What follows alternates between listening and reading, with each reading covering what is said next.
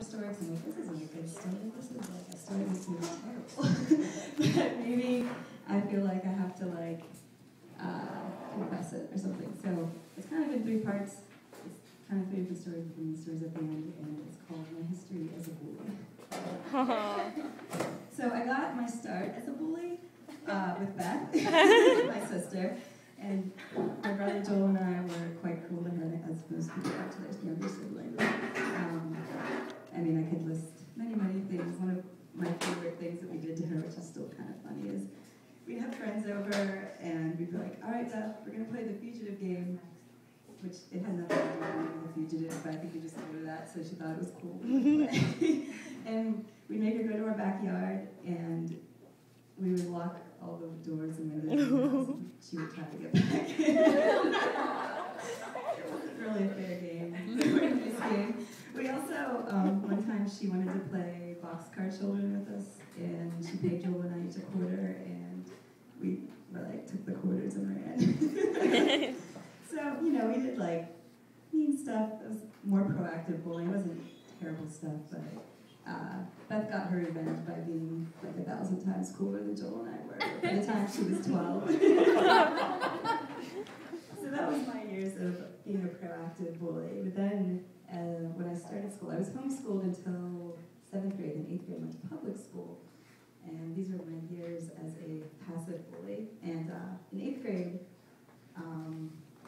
yeah, it was my first year in public school. I hardly talked or school with anyone else. I didn't really talk to people. I was really shy. And there was another really awkward, shy girl who befriended me. And she kind of smelled like cat food. And she had really long, like, hair around her butt. It was really stringy. And she wore jeans, like, even for the 90s, like, from the 95, fit her awkwardly. And the 90s were awkward and terrible, but these were even more noticeably awkward. And she had this really high, soft voice, and sometimes she sounded just like a mouse and couldn't make out what she was saying, like squeaky little mouse. But she was always smiling, and she was super sweet. She was really nice. So she was one of my friends, and I had these other 2 girls who were my friends, and they were rich. I grew up in Monroeville, so there was like a mix of people who had money, and then people like my family who didn't have any money, and then people from Pitcairn, which is where she was from. And there was 2 girls who they sat by me because we had last names that started with C, and they're the kind of cool girls who would be like, oh, let me check my math homework with yours and just copy it. Other cool things like they said to me once, you're short and we're tall, we're going to be supermodels, and you're going to be fat on the couch watching us on TV. So they're really cool too. But anyways, these girls, they definitely like picked on this girl who was my friend, kind of my friend, pretty hardcore. And it's weird, it's kind of like the reverse of like high school movies where all the nerds sit at a table together and like the mean kids come over and like taunt them. Like these 2 girls sat with us at our lunch table. They didn't really make fun of me, but they just sat there and like made these little snide comments, and the girl had no idea they were making fun of her. Like, I don't know, there's something just kind of off about her. But again, she was super sweet and never did anything mean. So they devised this plan where they were going to dump perfume on her in algebra class, and I was somehow part of it. We like passed all these notes about how this was going to happen, and I didn't necessarily say it was a bad idea, but I didn't necessarily support it either, but I don't know, somehow I was part of it, and after that I just remember not being friends with her anymore, not talking to her anymore, and I saw her a few years later, and she was like, when I was still in high school, she didn't go to our school anymore, and she was pushing a baby in a stroller, and just felt really, really sad and kind of guilty. So yeah, so that happened. So that's part 2. This is part 3. So, sorry, it's a little bit scattered, but it all made sense in my head when I was preparing it. This was the summer of 1996. I had just finished my freshman year of high school. I think so. And I was really into like going to my church, and we went to summer camp every year at Pendel Assemblies of God conference camp thing complex. actually where I met Teresa, who's here tonight. Hey, Teresa. And I met her the year before that, and I was like, you know, super, super depressed, like, just got done with my freshman year, totally, like, self-pitying and just sad, like, 14 or 15-year-old, how old I was, 14, I think. So I was really excited about camp, though, because I'm like, oh, I met these really cool people last year, and I'm going to get to hang out with them, this is going to be great. Well, we get to camp, and I find out that not only am I not in a room with any of the people from my church or Teresa's church, but I was in a completely different fourplex.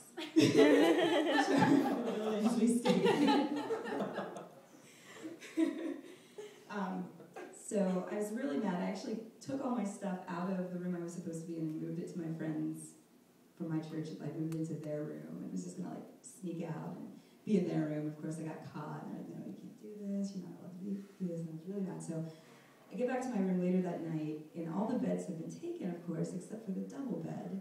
And I find out I'm sharing the double bed with another girl who smells like cat food. And it's just this odd girl. She was like the only person from her church that was there.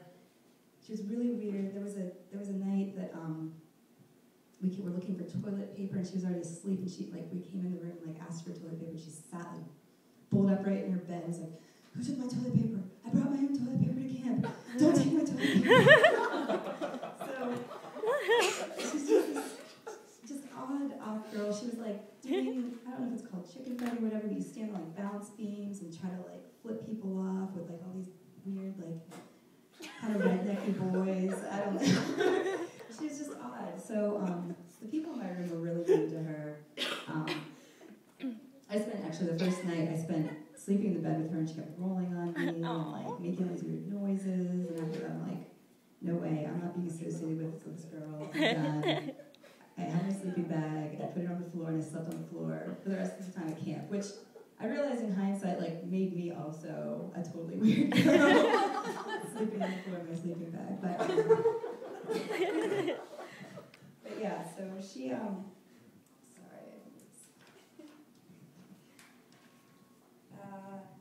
I don't know, I remember that week being just like sad and feeling bad for myself, and being like, oh, I'm not in rooms with my friends, and I don't think my friends even like me. All these boys, and none of them like me. I don't know, that's pretty lame, but, and bitter. But the counselor in my room, for some reason, was like never around. So like the other girls in my room, like I have to say, like I was not directly mean to this girl, but like the other girls in my room were like just mean. They were always making rude comments to her. They would like hide her stuff. They would just do like mean shit to her. And I just wasn't really in the room much because I didn't want to be there. The counselor was never around, and I found a picture of all of us today from our room. I'm like, dude, we all sucked. Like we were all so awkward and stupid. Just all a bunch of like dorky church people. I don't know who we thought we were. So it was like the second to the last night of camp, but I'd already made arrangements for the very last night of camp to spend with my friends in their fourplex. Because I talked to my counselor, she's like, all right, you can do it, you can sneak out and do that. So I had one last night to like be in my room with this weird girl and these other girls who were mean. But so they decided, again, like, let's play pranks on this girl. This is a great idea. So the prank was to get her to go to the other side of the room where there was a bed where like our double bed was, the bathroom that divided the room, and then all the other girls were on the other side. So they like did something to call her over, and then like the leader of the pack, the girl who was like the most cool, I guess, she took our garbage from the whole week, the whole bag, and just dumped it on the bed everywhere. No. And it was disgusting. So it means like snacks, and I think it was actually the bathroom garbage. It was just repulsive. So she dumps it on the bed, and she comes back in, the weird girl comes back in the room, sees it, and all these girls laugh. I just remember, like, at that point, like, my stomach's just, like, sick. Like, this is wrong, but I did not say one fucking word. I didn't say a thing, which, yeah, great. So this girl strips everything off the bed like that, like, so fast. She got, like, comforter, the sheets, her pillows, everything. Throws them out the window. This is like a first floor window. And then she jumps out the window. And we're just like dumbfounded. She dude, she's the weirdest girl ever, oh my gosh. We're all like freaking out, and then like a couple minutes go by. And by the way, the counselor was absolutely not in the room at this point. Let's make that clear. I'll give her a little credit that she was not there to stop it, although she should have been. So we're sitting around just like, didn't know what to do at this point, because we didn't expect this to go this way. I don't know what we expected not to go this way. And then all of a sudden, we see like a comforter fly back in the window. And we all scream for some reason and run out of the room. Someone like turns off the lights on the way out. We're all standing in the hallway, just like looking in the room. We're like, oh my gosh, she's so weird. Oh, what is she gonna do? And we like get quiet, and all of a sudden we realize she's sitting in the room in the dark, singing, and she has the most beautiful voice that like I ever think I've heard. Like someone who's like 14 or 15 years old, just singing this song. It was I don't remember anything about the song except it just like I wanted to cry, and I felt so sick. I just wanted to like throw up and like disappear. It was terrible, and we somehow had enough nerve to like go back in the room and talk to her, and we found out that it was a song she wrote after her mother died the year before. And basically at that point, my adolescent self-loathing was just complete. So I hope y'all don't hate me.